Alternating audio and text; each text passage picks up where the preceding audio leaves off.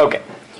So I was listening to a shir this morning, and the points made were important. It reminded me that it should be made now. Toldot and Chayei are not written in chronological order. There's the point. How do I know that's true? I know that's true. This is not a guess. Right? How do I know this is true?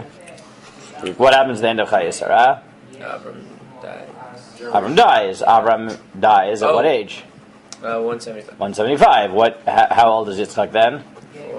80. 75. Yes. Right, 75, because Avram has him at 100. Right. How old is he in the beginning of Parshas Toldos? 60. 40. Oh.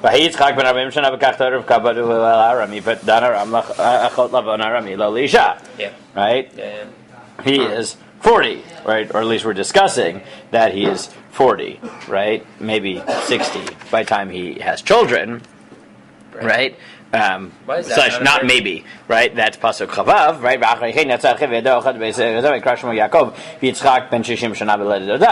Right? Meaning he starts off by 40, or at least that's when he got married. He is 60 when he has children, which means that this happens 30, right? 35 or 15 years before the end of, okay, fine. Probably 15 years, right? This is really, it's not saying that he got married then, he got married earlier, fine. It's 15 years before, right? Meaning here he is 60, so it's clearly out of order. That's not even that's not even a question. Right. The fact that the parsha is out of order is, right, so everyone agrees that sometimes, everyone has to agree when the Torah says we are out of order, in this case, out of order. Now, this is not really a big deal. Why is the parsha written out of order?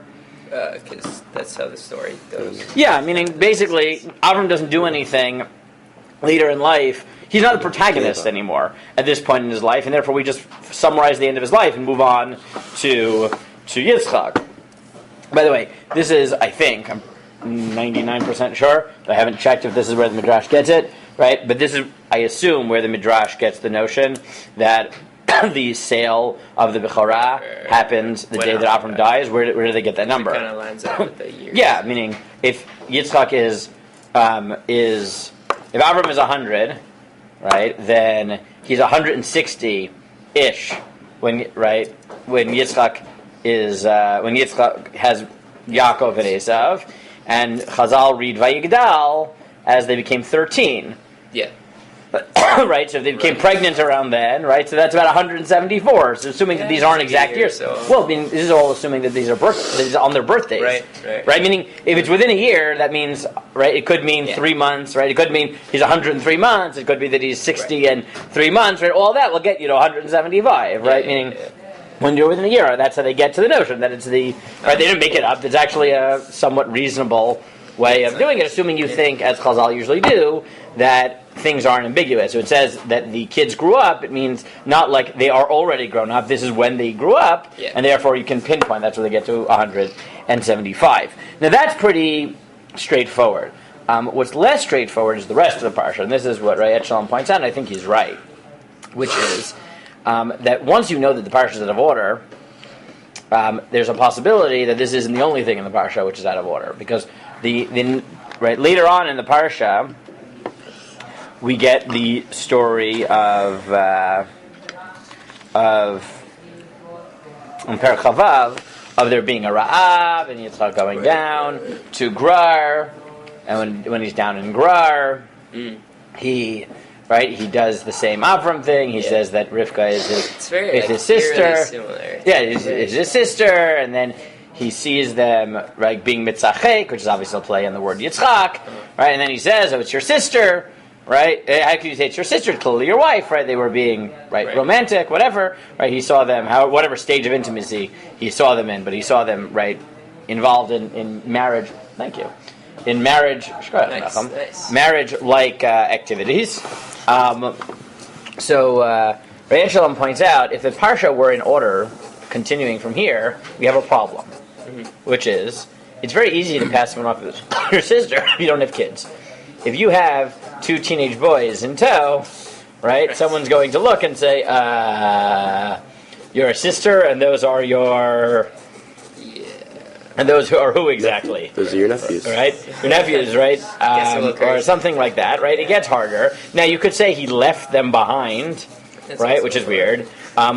Or he doesn't mention them, which is also weird, right? Meaning the whole thing would be weird, right? Well, yeah. On the other hand, it's also weird because isn't the story before the kids? Well, you would think, but in order of the Torah, it's not. No. Right? Toldot starts off, Eila Toldot Yitzchak, and then the story of the wells, and there's Perek Chavav. Right? Right? So if you read it in order... Torah doesn't necessarily go in order. Well, that's what I'm arguing. I'm saying it seems to be that the simplest shot here you're arguing that is that Parsha by Parsha was wrong. Well, or not wrong. Not wrong. No, the point is that the story of Yitzchak isn't in order either. I see. Right? Now, but this is really the question. So, okay, we can argue that solves a lot of problems. I think it does, right? And therefore, this Perek Chavav is really about how Yitzchak made his fortune and built his life, and by the time he gets to the beginning of Toldot, right, backwards, right? So he's already a wealthy man. He's already a successful man, right? Rayet Shalom adds, right? Meaning, we know that Esav is already a tough person by this point, a hunter, right? Yitzchak is described here as like alone, like no one to help him. But like if he has two teenage boys in a world where teenage boys are, right? One is a hunter, one is clearly a capable person, right? He's much less of a harder a person to take advantage of. The more people you have in your clan, right, the harder it is to take advantage. And here they seem to have no trouble taking advantage of him, meaning he wins in the end, right? But like it doesn't seem to be like he has other people on his team. Right. So Rayet Shalom argues, I think, compellingly, the simplest shot is that this is out of order as well. Yeah. Now, why is it out of order? That's always going to be the question, right? You have Toldos as like a chapter heading. So, yeah, essentially, meaning the way he puts it is, and I think this is probably the sharper way of putting it, is that Chayei ends by wrapping up two stories, right? Avram and Yishmael. Yeah. Right, the end of Chayei is the life of Yishmael. Yeah. And what do we find out about Yishmael? Literally the end of Chayei. The end, yes, literally the end. What do we find out? Eila Toldot Yishmael ben Avram Asher Dal Gar Mitzvah Chatzar Lavram. Ve'eila Shmo b'nei Yishmael b'shmotam l'Toldotam b'chor Yishmael nivayot v'kedar v'ad be'el b'mivsam. U'mishmael duma v'masach chadad v'teima yatur nafish v'kedma. Eila hem b'nei Yishmael. What do we find out about Yishmael? Of course. He's got kids. He's got kids, not just kids. He has a lot of kids. Right? Now, what's the problem, theologically? I mean, he's not a good person. Now he's got a bunch of nations coming. No, that's not really. Why are they not chosen? What happened to them? Well, I would put it slightly differently. Is if we know Yitzchak is chosen, Yitzchak is the chain. Why didn't he have children? Right? And what's the answer? He does. Not yet. The answer is he does, but later because he has to come into his own. His story is, and because he needs to face the problems of his father, which include years of barrenness. Right? Meaning it's not a contradiction. Right? It goes Avram.